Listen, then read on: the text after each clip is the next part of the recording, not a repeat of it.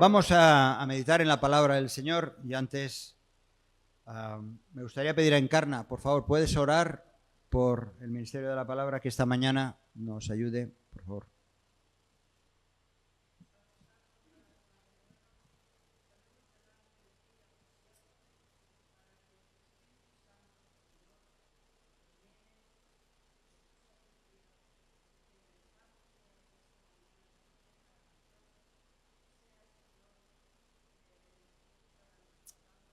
Amén. Amén, Padre Santo. Amén, Señor. Amén. Amén. Vamos a dar una lectura en Hechos, capítulo 8, versículos del 26 al 40. Vamos a hablar un poco de la fe del extranjero. Hechos, capítulo 8, es la historia de este etíope y Felipe, el evangelista. Capítulo 8 de Hechos, versículo 26 en adelante. Dice así la palabra del Señor. Un ángel del Señor habló a Felipe diciendo: levántate y ve hacia el sur por el camino que desciende de Jerusalén a Gaza, el cual es desierto. Entonces él se levantó y fue, y sucedió que un etíope, eunuco, funcionario de Candace, reina de los etíopes, el cual estaba sobre todos sus tesoros y había venido a Jerusalén para adorar, volvía sentado en su carro y leyendo al profeta Isaías. Y el Espíritu dijo a Felipe: acércate y júntate a ese carro. Acudiendo Felipe, le oyó que leía al profeta Isaías y dijo: ¿pero entiendes lo que lees? Él dijo: ¿y cómo podré si alguno no me enseñare? Y rogó a Felipe que subiese y se sentara con él. El pasaje de la Escritura que leía era este: como oveja a la muerte fue llevado, y como cordero mudo delante del que lo trasquila, así no abrió su boca. En su humillación no se le hizo justicia, mas su generación, ¿quién la contará? Porque fue quitada de la tierra su vida. Respondiendo el eunuco, dijo a Felipe: te ruego que me digas, ¿de quién dice el profeta esto? ¿De sí mismo o de algún otro? Entonces Felipe, abriendo su boca y comenzando desde esta escritura, le anunció el evangelio de Jesús. Y yendo por el camino, llegaron a cierta agua. Y dijo el eunuco: aquí hay agua, ¿qué impide que yo sea bautizado? Felipe dijo: si crees de todo corazón, bien puedes. Y respondiendo dijo: creo que Jesucristo es el Hijo de Dios. Y mandó parar el carro y descendieron ambos al agua, Felipe y el eunuco, y le bautizó. Cuando subieron del agua, el Espíritu del Señor arrebató a Felipe, y el eunuco no le vio más, y siguió gozoso su camino. Pero Felipe se encontró en Azoto, y pasando anunciaba el evangelio en todas las ciudades hasta que llegó a Cesarea. Pasaje conocido, ¿verdad? Molt conegut aquest, ¿verdad? Muy conocido. Desde luego, nuestro país ha sido un ejemplo de recepción. Aquí algunos de vosotros asistís, venís de otros países.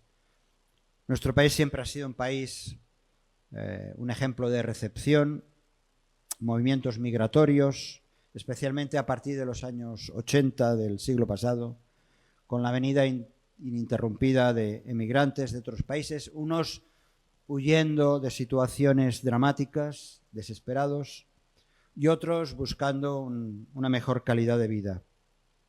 Muchos han venido con su propia identidad religiosa, unos musulmanes, otros católicos, otros evangélicos, otros sin una definida confesión, pero muchos han venido también frustrando o frustrados por sus propias necesidades, situaciones personales, incluso vidas hundidas que han llegado a nuestro país. Y ante esta situación uno se pregunta cuál debe ser la actitud del cristiano ante la recepción del extranjero, no al turista, que bueno, este año han habido manifestaciones en contra de turistas, no me refiero a eso, ¿no? Sino cuál es la actitud del cristiano frente a aquel que viene a rehacer su vida. Ya en el Antiguo Testamento Dios dio claras instrucciones y hay mucho en el Antiguo Testamento que habla sobre esto. En Deuteronomio encontramos estas palabras: amarás pues al extranjero, porque extranjeros fuisteis en la tierra de Egipto. Y allí ya se quedó claro con este mensaje y a lo largo del Antiguo Testamento la misericordia y la aceptación que debe haber por parte del pueblo de Dios. Con la venida del Señor Jesús, de Cristo, con su obra redentora hacia toda la humanidad, quedó bien patente que el pueblo de Dios no tiene fronteras, que no hay fronteras.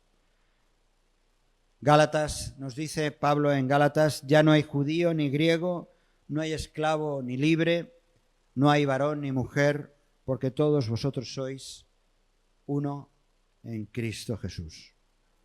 Por lo tanto, no cabe ningún tipo de xenofobia, de rechazo, de recelo hacia el extranjero, sino todo lo contrario.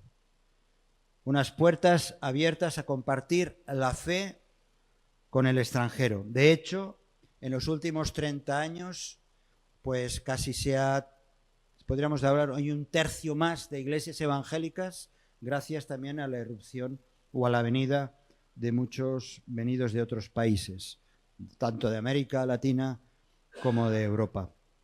Así que la historia de Felipe y el etíope nos da, y espero que tengáis la atención para buscar a ver qué eso puede tener con toda esta situación, para mí nos da una serie de pistas sobre la sensibilidad que debe reinar en el creyente, en primer lugar, la manera también como el Espíritu Santo trabaja en el extranjero, en aquel que viene de fuera, y también la respuesta que puede encontrar de parte del pueblo de Dios, también la respuesta a aquel que todo aquel que busca a Dios, aunque sea en otro país, le puede encontrar, y de una manera espectacular, como ocurrió con este hombre. Así que vamos a ver un poco la historia de Felipe y el etíope. Al principio del libro de Hechos, Jesús, en el libro de los Hechos, Jesús les prometió a los apóstoles que recibiréis poder cuando haya venido sobre vosotros el Espíritu Santo, y me seréis testigos en Jerusalén, Samaria, en Judea, Samaria y hasta lo último de la tierra. Y hay que notar dos cosas de esta promesa de parte del Señor. Primero, el énfasis tan importante que Jesús puso sobre el Espíritu Santo. La intervención, la actividad del Espíritu Santo en esta proclamación del Evangelio. Y en segundo lugar, el esparcir el Evangelio iba más allá de la ciudad santa o la ciudad sagrada de Jerusalén. Iba a ir por toda la provincia y toda la región, alcanzando a Samaria, que no dejaba de ser una provincia poco sagrada para los judíos, pero el Evangelio tenía que llegar hasta lo último de la tierra. Así que en su sermón de Pentecostés, Pedro dice: porque para vosotros, les dice a aquellos miles de personas, porque para vosotros es la promesa y para vuestros hijos y para todos los que están lejos. No importa el país, no importa el lugar donde uno viva, donde uno ha nacido. Dice, para cuantos el Señor nuestro Dios llamare. Esa promesa se cumple para todos aquellos cuantos el Señor llamare.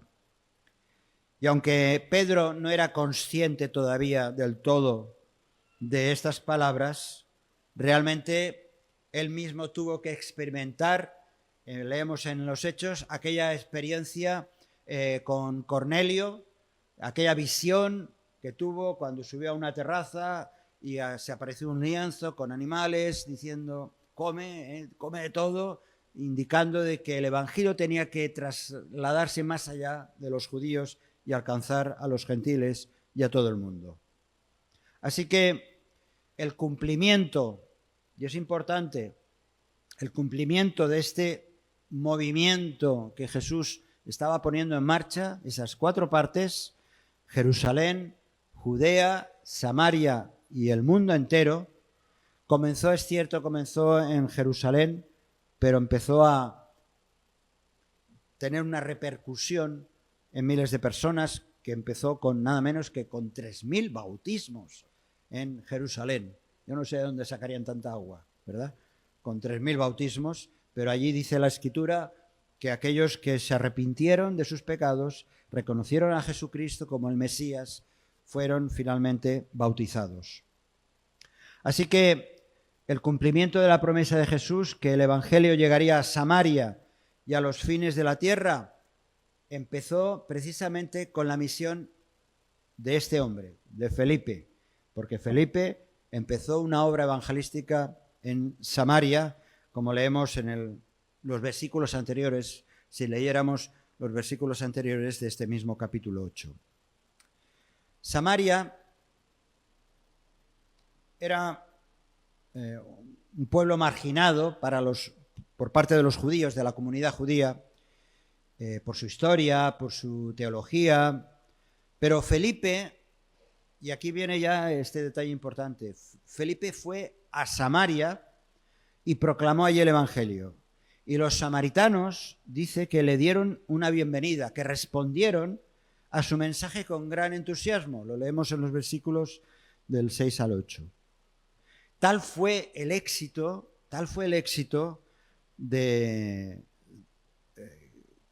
los apóstoles, que vieron el éxito de Felipe, que vieron los apóstoles, que incluso leemos más adelante cómo dijeron, ¿cómo es posible que los samaritanos también abracen el Evangelio? Y entonces decidieron ir allá para ver qué es lo que estaba ocurriendo.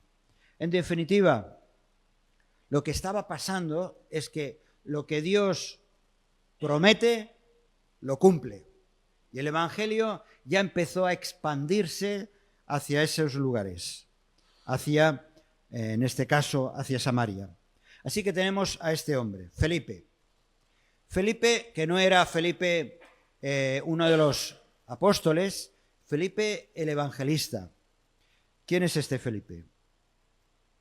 Felipe aparece por primera vez en el capítulo 6 de los Hechos, cuando la creciente iglesia necesita colaboración, ayuda, y se escogen a 7 hombres que van a ser esos diáconos, que son escogidos, que son de buen testimonio, dice, llenos del Espíritu Santo y llenos de sabiduría. Y uno de ellos es precisamente Felipe.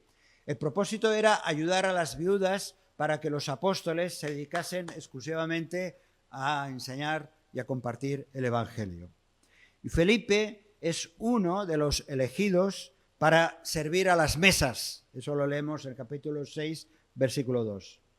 Pero ahora vemos a este Felipe que eso de servir a las mesas se le ha quedado pequeño, porque el don de evangelista y el llamado del Espíritu Santo lo lleva precisamente a ir, no quedarse en Jerusalén sirviendo las mesas, sino precisamente a predicar el Evangelio en Samaria y logrando así, como decíamos, la atención no solamente de las gentes, sino también hasta de los propios apóstoles.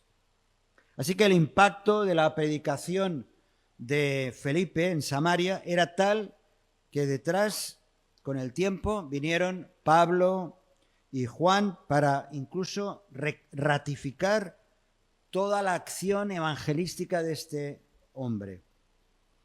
Y cómo el Espíritu Santo estaba siendo realmente derramado en las vidas de muchas personas.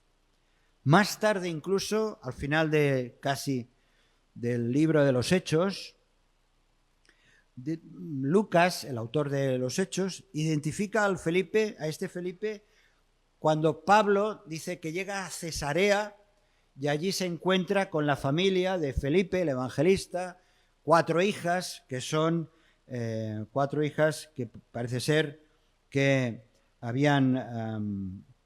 eran, dice, doncellas, no estaban casadas y además eran profetizas.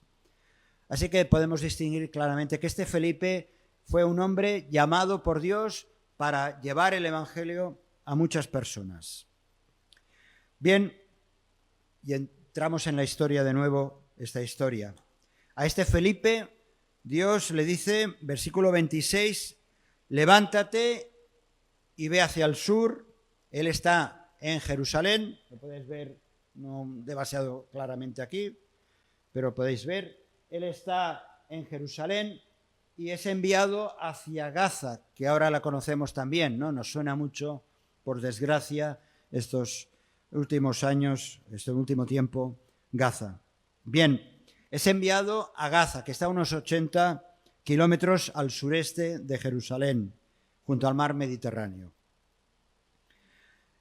Esta tierra está cerca de la frontera entre la tierra fértil de Israel y el desierto, una zona montañosa, una zona que al final, como conocemos bien estos meses, junto al mar, prácticamente a nivel del mar. Por eso le dice, desciende hasta Gaza. Así que el camino que debe tomar Felipe es hacia el desierto, más abajo está el desierto de Sinaí, toda una zona bastante desértica. ¿Qué es lo importante aquí? Que Felipe obedece. Cuando el Espíritu Santo le dice lo que tiene que hacer, cuando él reconoce la voz del Espíritu Santo, que tiene que moverse de donde está, él obedece. ¿Qué hubiera pasado si Felipe hubiera actuado como Jonás? Cuando Jonás fue enviado a Nínive y él dijo, no, yo me voy en otra dirección. ¿Qué hubiera pasado si Felipe no hubiera obedecido la voz del Espíritu Santo? Qué importante es cumplir la misión. Y eso para nosotros ya es un toque en la cabeza, un costro allí, un cop. Porque hemos de obedecer aquello que está claro en las palabras de Dios, que no tenemos que darle 1000 vueltas, que no tenemos que buscar muchas explicaciones. Son palabras claras que encontramos en la palabra de Dios. Por eso no importa el desierto al que el Señor te envía o me envía a mí, que son muchos. A lo largo de la vida son muchos desiertos. A veces el propio hogar es un auténtico desierto. No importa dónde el Señor me pone o estoy, el Señor quiere que esté y por lo tanto cumpla su misión. El segundo personaje importante, por supuesto, es el etíope. El etíope dice que era eunuco, era funcionario de Candace, Candace era reina de los etíopes, y él, este funcionario, estaba a cargo nada menos que de sus tesoros. Desde luego la Etiopía de entonces no es la Etiopía de ahora. La Etiopía de entonces estaba más arriba, era, digamos, todo lo que es el actual Sudán, más o menos, y por lo tanto estaba junto al Nilo. Era una región con determinado poder. La reina Candace no era el nombre propio de la reina, era el título, es como el faraón, ¿no? El faraón era el nombre del título. El faraón tenía su nombre. No sabemos el nombre de la reina, pero aquí se le dice como la reina Candace. Y la gente de Etiopía era negra, por lo tanto, es muy probable que, seguro, vamos, que este eunuco, este etíope, era negro. Por lo tanto, era un objeto curioso porque los negros no eran tan habituales de verlos en Israel. Y sin embargo, no dejaba de ser, el hecho de tener la piel de color, no dejaba de ser un objeto curioso para griegos y romanos. El eunuco era un hombre, un varón castrado. Llama la atención que el ministerio de Felipe se dirigía hacia, como hemos visto, hacia los samaritanos, marginados por parte de los judíos, y además dirigido a este extranjero, a este eunuco. Ambos ejemplos, en un sentido, de gente marginada. Y este es otro dato importante, que el Señor nos envía no solamente a aquellos que nos caen bien, con los que nos podemos sentir identificados, sino no importa la raza, no importa el color, no importa que piensen de otra manera. Y eso lo estamos tratando precisamente estos días, en los martes, en esta serie que estamos dando sobre consejos a los incrédulos. En aquel tiempo, a veces castraban a ciertos varones para prepararlos en el servicio del harén del rey, que no hubieran ahí infidelidades o temas como estos de tesorería. Así que un eunuco no sería tentado por las mujeres del rey y podían estar al margen de posibles tentaciones. Pensaban también que sería más difícil tentar a un eunuco con dinero que un hombre normal y corriente. Por eso solían reservar estos puestos, como el caso del etíope, reservar estos puestos para trabajos importantes. Y nos dice que el etíope estaba a cargo de los tesoros de la reina Candace. Era un cargo de confianza, de poder. Pero la cosa que nos llama la atención también es que en Israel, precisamente, a los eunucos no se les honraba, incluso se les negaba entrar en la congregación del Señor. Encontramos pasajes en el Antiguo Testamento, en Deuteronomio y en Levítico, que nos habla de precisamente aquellos que tienen imperfecciones, no podían participar de las ofrendas de Dios, y los eunucos se encontraban en este grupo. Pero en realidad todo eso no fue un problema, porque este hombre había venido buscando a Dios, había venido a adorar a Dios y fue a Jerusalén. Este hombre tenía en su poder algo que no era normal, como eran esos pergaminos.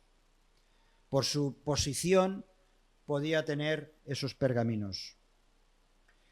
Bien, la ley judía, como decía, negaba este derecho a los eunucos, pero él era un hombre que temía al Dios de los judíos.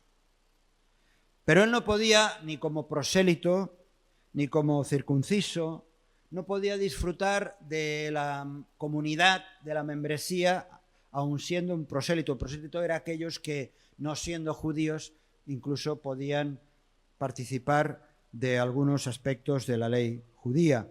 Pero él no podía.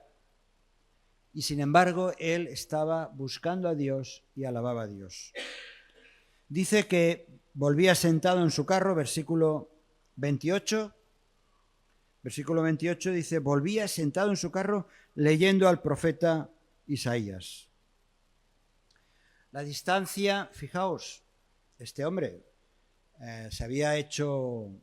llevaba consigo esos pergaminos, pero la distancia entre Jerusalén y Meroa, que era la capital de aquel antiguo Etiopía, era de unos 2.500 kilómetros de ida y vuelta.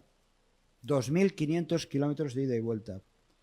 Requería ese trayecto como unos 6 meses en esos carros. No era un carro de guerra en el que iba él, era un carro seguramente por su posición de funcionario, pues con todos los recursos necesarios y por supuesto con esos pergaminos. Aquel hombre tenía verdaderamente sed de Dios. Buscaba a Dios. Sabemos poquita cosa, pero por lo que podemos ver aquí, era un hombre que buscaba adorar a Dios y buscaba respuestas. No tenía todas las respuestas. Así que cualquiera que se acerca a nuestra iglesia o a nuestra comunidad o a nosotros de una manera personal, cualquiera que se acerca, aunque no entienda nada, aunque haga preguntas locas, aunque realmente te comparta un problema, una situación crítica, de alguna manera está buscando a Dios.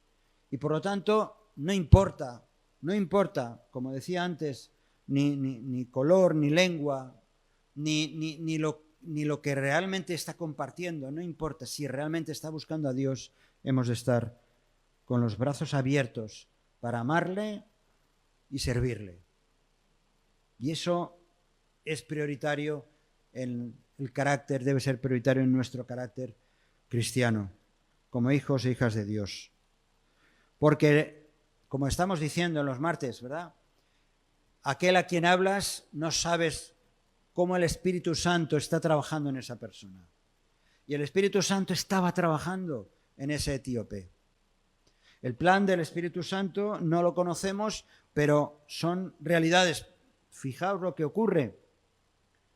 El Espíritu Santo le habla a Felipe, le dice: acércate y júntate a este carro. Yo no sé a qué velocidad iría el carro, ¿verdad? Seguramente tranquilamente, al trote, yo qué sé. Pero aparece Felipe allí y tiene que ponerse al lado del carro, se pone junto al carro. Primero un ángel le ha dicho a Felipe: vete a Gaza, y ahora el Espíritu Santo le dice: ponte al lado del carro. Así que él, obediente, hace eso. Se acerca al carro del etíope. Y entonces escucha cómo el etíope está leyendo en voz alta el texto de Isaías. Esto era bastante normal, y esto ahora no está con nosotros, Ángeles, con Luda, le decimos, le animamos, y Ángeles le anima mucho a que lea en voz alta, ¿verdad? Que lea para practicar el español. Y es algo que yo también recomiendo. Cuando leemos la Biblia, si lo leemos en voz alta, parece que nos entra un poquito más. Así que si tienes dificultad en leer, si te aburres, si te duermes, léelo en voz alta, que te va a ir bien. Pues ese hombre estaba leyendo el texto de Isaías en voz alta y se entera Felipe de en qué consiste la lectura. Y entonces, imaginaos la escena. Desde abajo le dice: ¿entiendes lo que lees? Le grita: etíope, o yo qué sé, ¿entiendes lo que estás leyendo? Y él le dice: ¿y cómo podré? Si nadie me explica lo que estoy leyendo, ¿cómo lo podré entender? Pues venga, sube. Imaginaos la escena, ¿no? Qué atentos hemos de estar a las necesidades de la gente.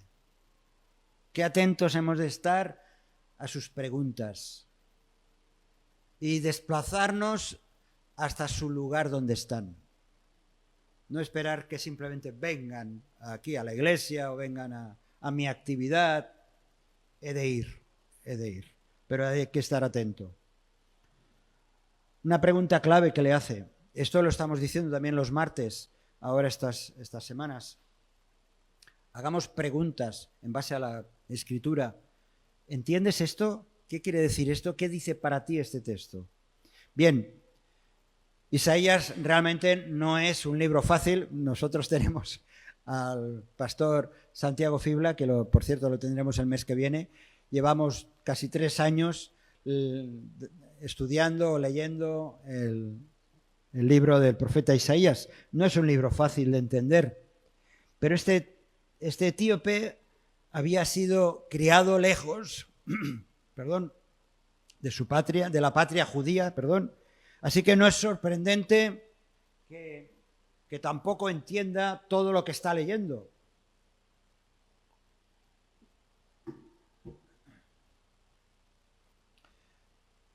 Dice que rogó, en versículo 31, y rogó a Felipe que subiese y se sentara con él, y entonces él le vuelve a leer otra vez el pasaje, y Felipe entonces se convirtió en un invitado en lugar de ser un intruso no deseado. En el momento que otra persona abre su corazón, abre sus puertas, ya no somos unos intrusos, somos personas bien recibidas. Le invitó a su casa, el carro, en esos momentos. Y aquí viene el poder de la palabra. Como decía el texto que leía, correspondía a Isaías 53, versículos 7 y 8. Como oveja a la muerte fue llevado, como cordero mudo delante del que lo trasquila, así no abrió su boca. En su humillación no se le hizo justicia, mas su generación, ¿quién la contará? Porque fue quitada de la tierra su vida. Y entonces, claro, está leyendo esto, nosotros, con una perspectiva de 2000 años, decimos, vale, esto ya sabemos de quién está hablando. Está hablando del Mesías, está hablando de Jesús. Pero imaginaos 2000 años atrás, leyendo este pasaje, ¿quién iba a ser este? ¿De quién estaba hablando? Se estaba preguntando el etíope. ¿Quién era el que iba a ser humillado, sentenciado de manera injusta? ¿Quién era el que iba a ser atormentado y muerto en una cruz? Este etíope no tenía la perspectiva que tenemos nosotros. Y eso también nos llama del privilegio tan grande de todo lo que llegamos a saber y conocer. Y aún así, todavía dudamos de muchas cosas. Aquel hombre tenía un hambre, unas ganas de saber, y entonces Felipe le atiende, porque él le dice, te ruego que me digas de quién es de quién está hablando. ¿Está hablando de algún profeta? ¿Está hablando de sí mismo? ¿De quién? Hasta el día de hoy los judíos todavía se están preguntando a quién corresponde este pasaje. Imaginaos.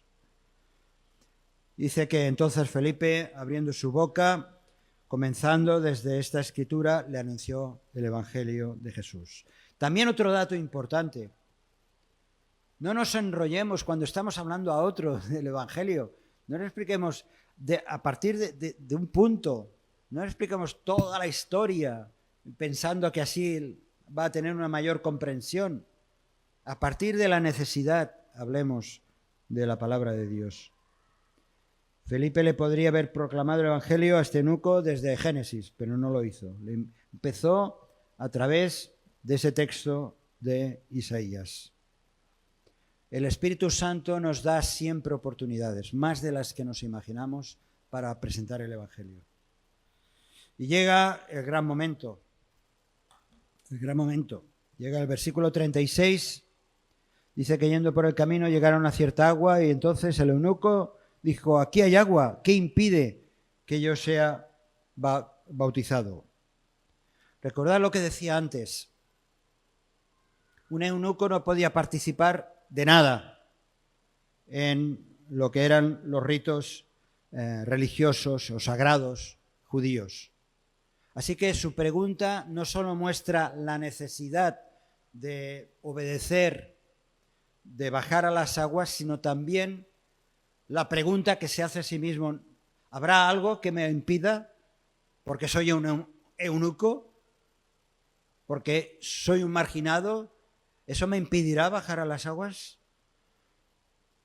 Lucas, desde luego, no relata lo que Felipe le dijo, pero basándose en la respuesta que le vemos, se deduce que le estuvo hablando del bautismo cristiano, de su significado, de la necesidad de ser bautizado, y lo único que le dijo es: si crees de todo corazón, bien puedes. Y él dijo: creo en Jesucristo, que es el Hijo de Dios. Así que la respuesta afirmativa del etíope, él hace que tome la iniciativa y hace parar el carro. Y eso es importante, porque no podemos bautizar a nadie, absolutamente a nadie, que realmente no confiese a Jesús como su Salvador y tome la iniciativa. No podemos coger, ya me gustaría a mí, a más de uno, cogerlo y meterlo en agua. Pero la persona tiene que tomar la decisión por Cristo. Y tiene que decir: yo quiero obedecer a Cristo. Yo quiero obedecer a Cristo. Y bajar a las aguas como un símbolo, lo que es un símbolo de identificación con la muerte y la resurrección de Jesucristo. Descendieron ambos al agua, Felipe y el eunuco, y le bautizó. Esa palabra, baptizen, de baptizo, una palabra griega, significa inmersión.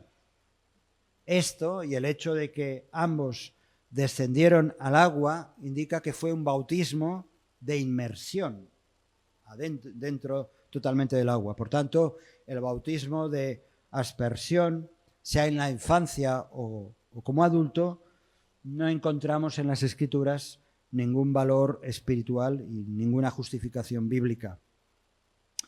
Y aquí acaba la gran historia,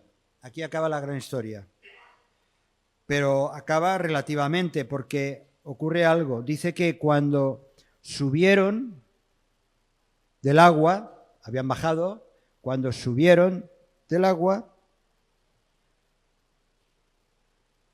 el Espíritu del Señor arrebató a Felipe y el eunuco no le vio más y siguió gozoso su camino.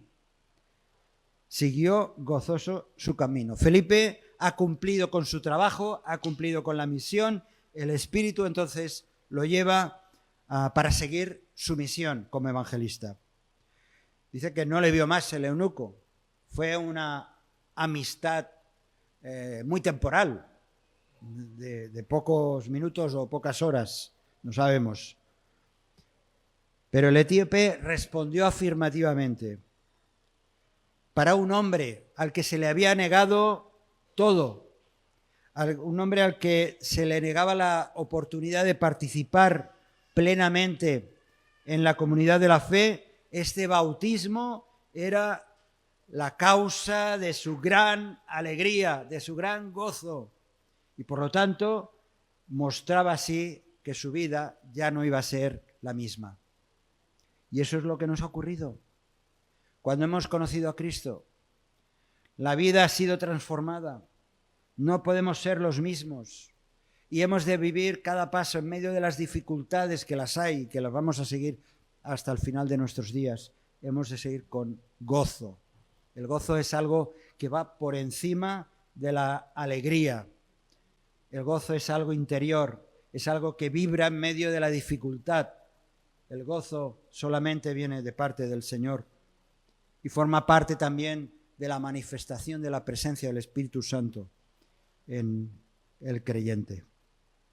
Dice que el Espíritu llevó a Felipe a Azoto. Azoto, no sé si os acordáis del plano, del mapa. Si abajo estaba Gaza, siguiendo la costa, a unos 40 kilómetros al norte estaba Azoto, y luego dice que iba predicando por todas las ciudades. Así que Felipe continuó su mensaje hablando a todo el mundo hasta que llegó a Cesarea. Cesarea está a unos 130 kilómetros de Gaza, más o menos, y allí él parece ser que se instaló y allí llevó una gran obra evangelística hasta el punto que 20 años después, cuando el apóstol llega a Cesarea, se encuentra con Felipe, con su familia, con esas hijas solteras que habían recibido el don de la profecía, y después dice que Pablo viaja a Jerusalén juntamente con los discípulos de Cesarea.